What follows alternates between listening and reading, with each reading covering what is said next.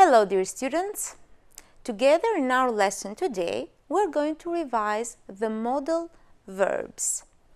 When we're talking about a revision, we're going to see some of the uses or some of the modal verbs.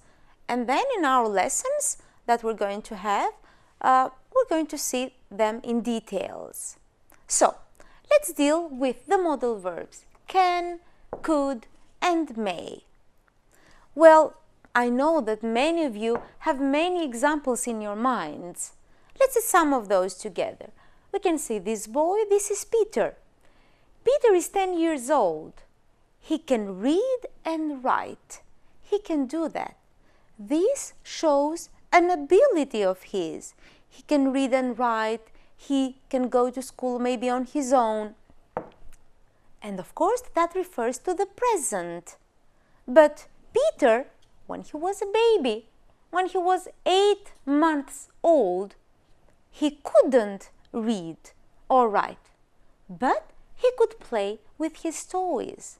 So, he can read and write, can, ability in the present. He could play with his toys, ability in the past, when he was 8 months old. Affirmative form, positive, he could do. Negative form, he couldn't read. So we have the basic difference between can and could. Can, ability in the present, could, ability in the past. When we're talking about a formal situation and we want to ask about something, we use the modal verb may. And we want to be polite. May I show you something, sir? May I? So I'm asking for permission. I want to be polite. But when the boy wants to ask from his dad, he can use may or he can simply use can. Can I play with my friends after school, Dad? So the boy is asking for permission from his dad. Can I do this? Can I do that? I'm asking. I want from my dad to tell me yes or no. Whereas this one is much more polite. It is formal. Let's continue and see the words, the modal verbs must, mustn't, and needn't. Must is a strong word. It's something that shows us something that is strong, that is maybe the law, that should be done, absolutely. So we have the conversation between Dad and Rick. Rick was trying to cook and he was trying to cut with the knife, but he thought that it was something like a game. And something happened and he cut his finger. So he is asking his dad, what is going to happen? And Dad answers, you must be careful, Rick. You mustn't play with knives. So the word must here shows an obligation. You must be careful. It's a strong word. So it's not should I do this or that. I must be careful in order to take care of myself. And when Dad says, you mustn't play, this shows a prohibition. So something that the boy should not do.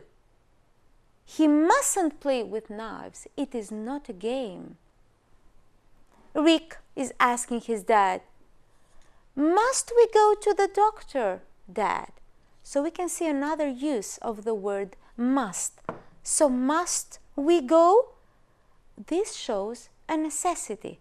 Is it necessary for me to go to the doctor? Do we have to go to the doctor? And Dad says, after taking a look at his finger, it's fine. And he's saying, no, we needn't go to the doctor. It will be all right. The word needn't, the modal verb, shows lack of necessity. So it's not necessary to go to the doctor. So we said, Must, it's something strong, should be done. Mustn't, again it's strong, shouldn't be done. And needn't, when it's not necessary. You can do it, but it's fine even if you don't do that. And now, I would like you to complete the words must, mustn't, and needed in this conversation that we have between the boss and the secretary. Have you typed those letters yet? No, says the secretary. I haven't finished. So she's asking, which word is she going to use to ask? I typed them all this morning, so must I type them all this morning? And the boss says, yes, you, of course, you're going to use the same word, the same modal verb. Yes, you must, I'm afraid. The secretary is asking again and is saying, very well, sir. Again, the same word. Must I also photocopy them? The boss answers, no, you. In order to find out which word is missing, take a look at what is following. Eric can do that. So there is no need for you to photocopy them, because Eric can do that. So, no, you needn't. It's not necessary for you to do it. And the secretary answers, okay, I'll do that. So I will ask Eric, oh, sir, you've got an appointment with Mr. Lee at 6 o'clock. It's almost 5:30. You, what? You shouldn't do something. So you mustn't be late. Oh dear, I forgot. I will go now.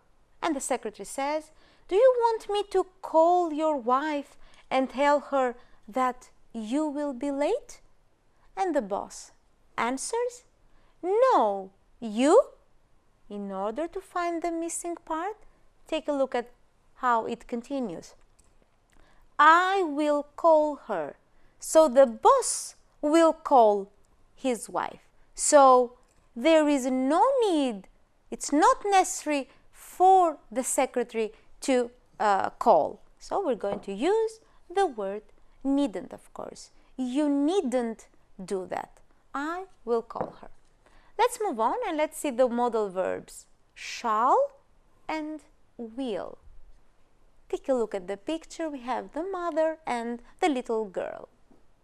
Mom, shall I help you water the flowers? The little girl is offering her help to the mother.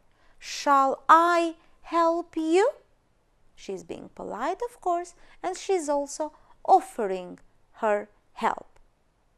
Whereas, if we use the word will in this shop, the little girl now is asking from her mother, Mom, will you buy me this little doll? So is requesting from her mother to buy a little doll. So keep in mind, when we use shall, it's always with the first person. Shall I or shall we? And we offer our help. We offer something. Shall I help you? Whereas when we ask for something, we use the word will, the modal verb will. Will you buy me? So I'm asking from you to buy something. Will you help me? I'm asking from you to help me. So let's practice a little bit. We have the situation. The car needs washing. Your father is busy. What does he say to you?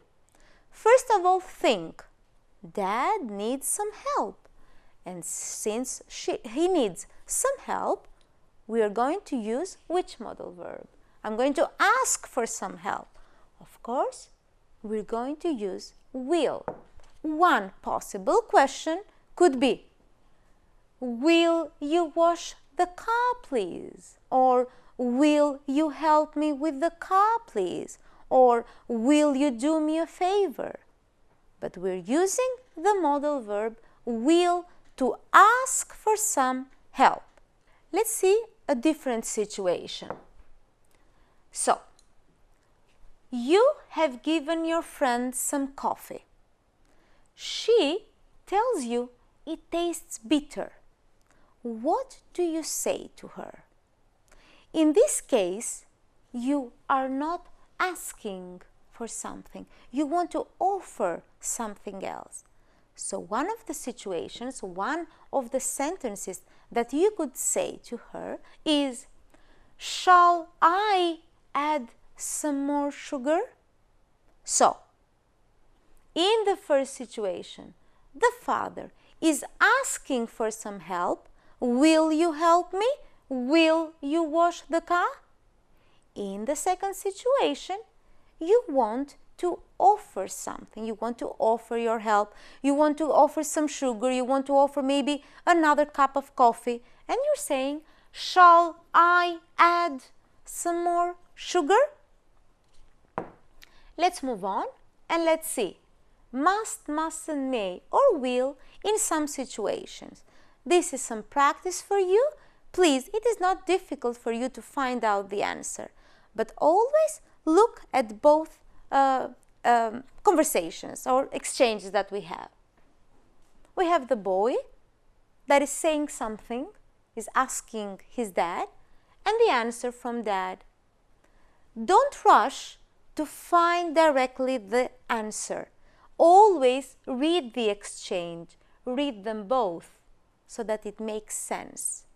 So we can see that the boy is a little bit bored, and he says, Dad, I come with you? Somebody could say directly, may I come with you? Can I come with you? But don't rush. Read the answer from Dad. No, you needn't. You needn't means it's not necessary. So, since it's not necessary to go with Dad, the question should be, Dad, must I come with you? So do I have to come with you? And Dad is answering, no, you needn't. So there isn't any necessity in coming. We are now in an office, and the man is asking, I go now? The answer from the other person in the office is, yes, you may. Thank you for coming. So, in order to be polite, it also helps to read, we said, the answer. Since it says, yes, you may, it is very easy for you to find the answer. That is, of course, may I go now? So as you can see, in order to find the correct answer, read what the other person says, and this helps you a lot. Let's move on and let's see one more conversation. We have the little girl that is asking her mother, can I sit next to the fire? And the mother is answering, no, you, Natalie, it's dangerous.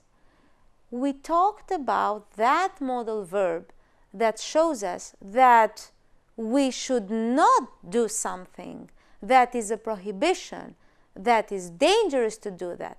So we're going to use the modal verb mustn't. You mustn't do that. You mustn't sit next to the fire because it is dangerous. And this girl wants some help and is asking her sister, Stella, you help me clean the carpet, please. Remember what we said when we want to ask for some help, when we want to request help? We're going to use the modal verb will. So Stella, will you help me clean the carpet, please? Yes, sure, sister. All right. So we finished with a very short revision of the modal verbs. Can for ability in the present, could for ability in the past, may when you want to ask for something, for permission, or shall when you want to offer some help, or will when you want to ask for some help. There are many other modal verbs, but we are going to see them analytically in the other lessons. Goodbye.